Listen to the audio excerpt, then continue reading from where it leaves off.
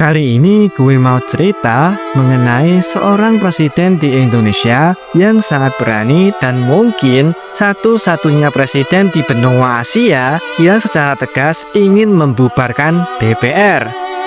Ia adalah Kiai Haji Abdurrahman Wahid atau biasa dikenal dengan nama Gus Dur, seorang presiden keempat Republik Indonesia yang menjabat sejak tanggal 20 Oktober 1999 hingga 23 Juli 2001. Selama menjabat, ia berhasil membangun perekonomian Indonesia setelah dihancurkan habis-habisan oleh krisis moneter dan mampu mengurangi beban utang negara sekitar 4,15 miliar USD. Selain itu, Gus Dur juga berhasil menghapus Dwi Fungsi ABRI atau Angkatan Bersenjata Republik Indonesia yang sudah menikmati kekuasaan absolut selama 32 tahun lamanya. Namun sayangnya, kepemimpinan Gus Dur tidak bisa berlangsung lama karena dinilai terlalu pro rakyat dan memecat siapapun pejabat politik yang tidak sejalan dengannya. Kisah ini bermula ketika Gus Dur mulai menjalankan tuntutan reformasi yang belum diselesaikan. Salah satunya adalah mengurangi dan membatasi kekuatan kelompok Orde Baru yang masih berkuasa saat itu. Namun, salah satu faktor utama Gus Dur bisa dilengsarkan karena ia sempat menerbitkan maklumat presiden pada tanggal 23 Juli 2000 yang salah satu isinya yaitu membubarkan DPR. Bahkan ia juga dengan lantang akan membekukan Partai Golkar atau golongan karya untuk menghapus jejak atau segala macam hal yang berhubungan dengan Orde Baru. Namun naasnya maklumat tersebut justru menuai banyak kecaman dan ancaman dari semua tokoh partai, bahkan termasuk wakilnya sendiri yaitu Megawati Soekarno Putri.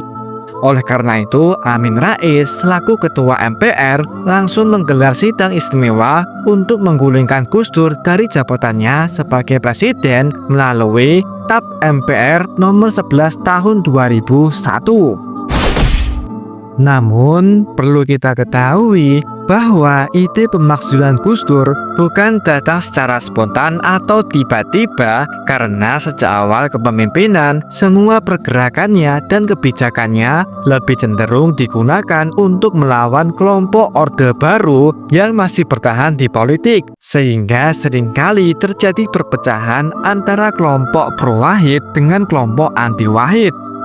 Bahkan pada masa-masa terakhir kepemimpinannya atau sekitar bulan Januari hingga Juli tahun 2001, banyak tuduhan yang dilayangkan oleh kelompok anti-Wahid kepadanya, seperti skandal korupsi melalui tukang pijat presiden dan kasus Brunei Gate.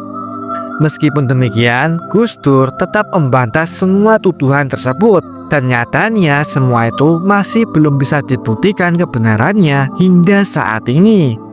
Oleh sebab itu, banyak pula militer yang mulai meninggalkan sisi Gus Dur dan akhirnya malah memihak kepada kelompok anti-Wahid, sehingga mengakibatkan aksi demonstrasi dari kalangan pro-Wahid menjadi semakin brutal, khususnya di kota Surabaya, Provinsi Jawa Timur. Berhubung para DPR dan kawan-kawannya mulai bersatu padu untuk melengsarkan Gus Dur, para demonstrasi pro-Wahid mulai memberikan perlawanan, bahkan sampai menuntut hukuman mati bagi mereka yang mencoba untuk memakzulkan Gus Dur. Oleh sebab itu, pada awal bulan Februari 2001, sekitar 20.000 orang mulai turun aksi ke jalanan di kota Surabaya untuk mengepung gedung DPRD secara terorganisir hanya dengan bermodalkan membawa arit dan parang. Pada masa itu, suasana sangat amat mencekam, seperti halnya perang puputan atau perang sampai titik darah penghabisan.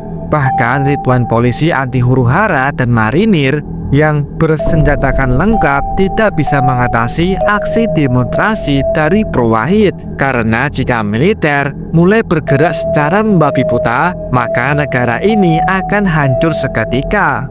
Oleh sebab itu, para kelompok pro-Wahid sering disebut sebagai pasukan berani mati Gus Dur oleh media setempat.